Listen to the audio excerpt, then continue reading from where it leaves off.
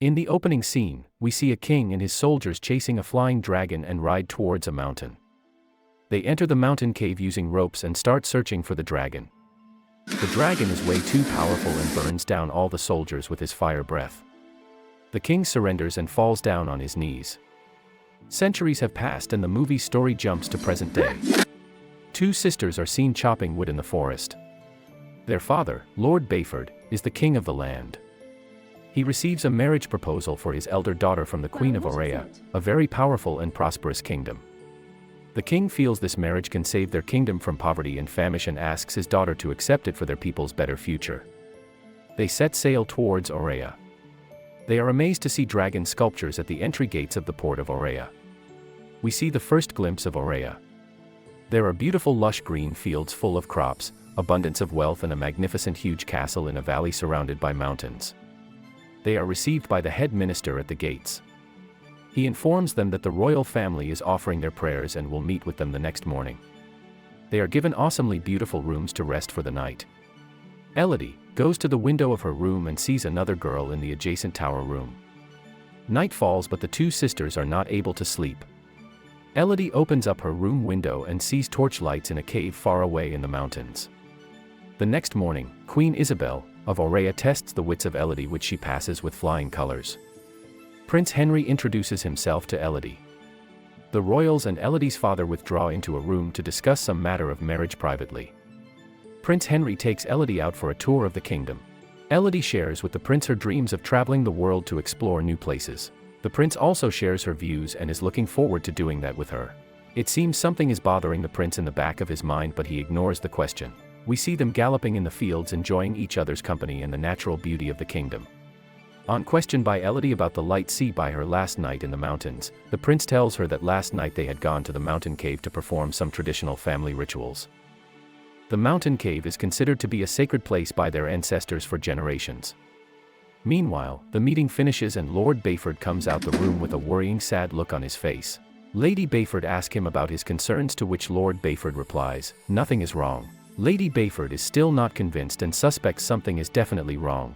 Later, Lady Bayford tries to have a friendly conversation with Queen Isabel to become more familiar with each other, as they are going to be related after marriage.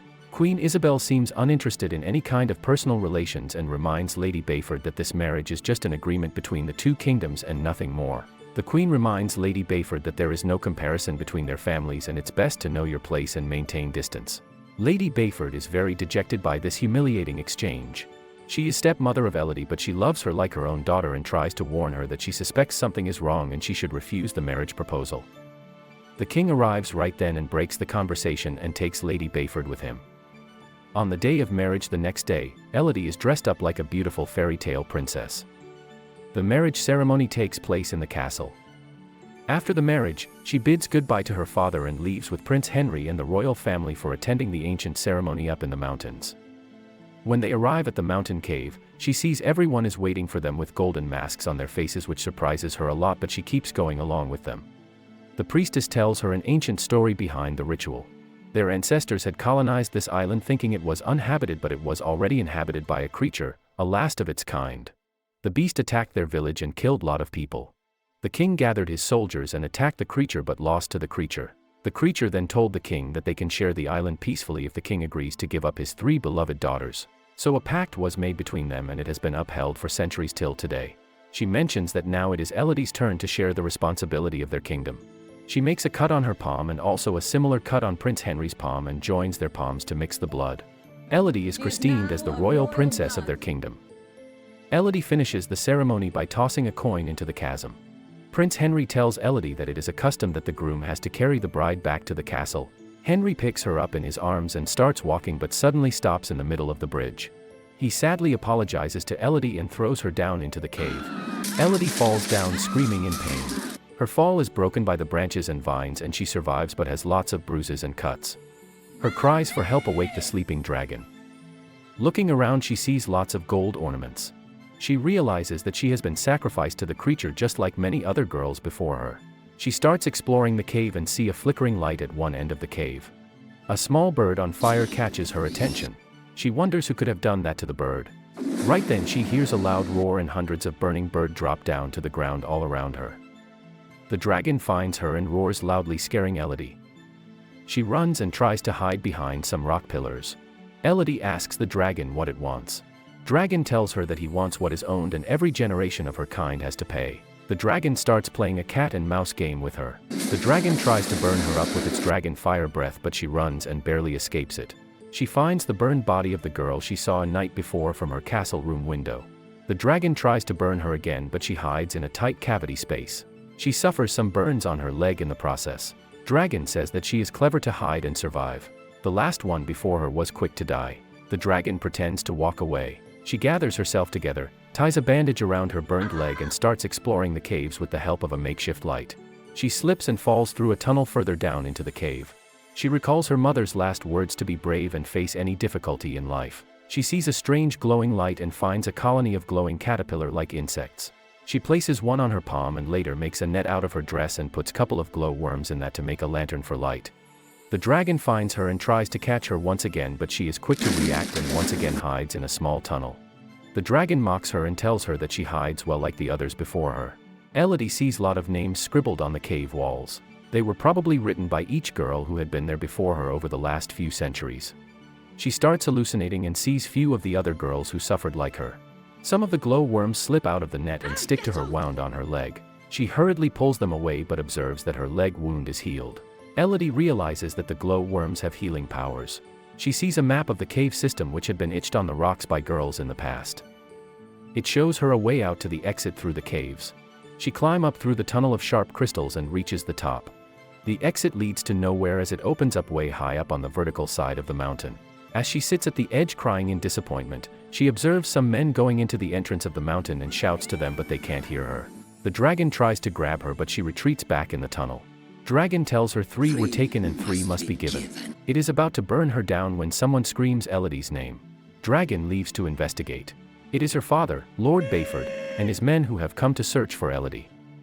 Elodie climbs down and tries to find her father. She comes across carcasses of 3 baby dragons. She understands what the dragon meant when it mentioned 3 were taken earlier. The movie goes into flashback and we see the ancestor king who we saw at the start of the movie watching the 3 baby dragons hatching from their eggs. On his orders, the soldiers slay the young baby dragons. Back in present time, the dragon attacks and kills 2 of the men. The dragon catches Elodie's father and asks her to call Elodie, but he refuses. Elodie's father instructs Elodie not to come out and not lose courage. The dragon kills Elodie's father by piercing his armor with its claws. Hearing her father's dying scream, Elodie shouts no in anguish, which the dragon hears. It is about to catch her when one of the surviving men from the search party accidentally slips and makes noise. The dragon flies towards the noise thinking Elodie has made it. Elodie runs towards his father who is taking his last breaths. He tells her to escape using ropes and go to her stepmother and sister waiting in the ship nearby. Elodie climbs up the rope and manages to come out of the mountain cave. She hides outside while the dragon searches for her all around the mountain in anger and starts burning everything up. The king and queen see the flames and immediately figure out that Elodie might have escaped, because of which the dragon is really angry. The queen Isabel, along with her soldiers, kidnaps Elodie's little sister Floria and stabs her stepmother. Elodie comes out of her hiding and meets her stepmother, who informs her that her sister has been taken by the queen to the mountain for sacrifice. Prince Henry tries to stop her mother, but the queen does not listen and mixes her blood with Floria's and throws her in the cave. Elodie goes back into the cave to save her sister. She takes her father's sword and prepares to fight the dragon. The dragon knows that Elodie will come to rescue her sister and is waiting for her. Dragon goes to check if Elodie has come back. Meanwhile, Elodie hides her sister and confronts the dragon. She mentions to the dragon that both of them have been lied to. She was lied and told that the dragon killed all men first and king tried to protect, which the dragon denies and tells her that it was the king who came to the cave unprovoked and killed her babies. So the dragon has to be given 3 daughters of the king's bloodline every generation in return as sacrifice. Elodie tells the dragon that she is not a royal, but the dragon doesn't believe her and tries to kill her with its fire breath. Elodie gets lots of burns but slips and falls in water below. The dragon is about to kill her when she pierces one of dragon's eye with a knife. She manages to injure the dragon's hand with the sword as well.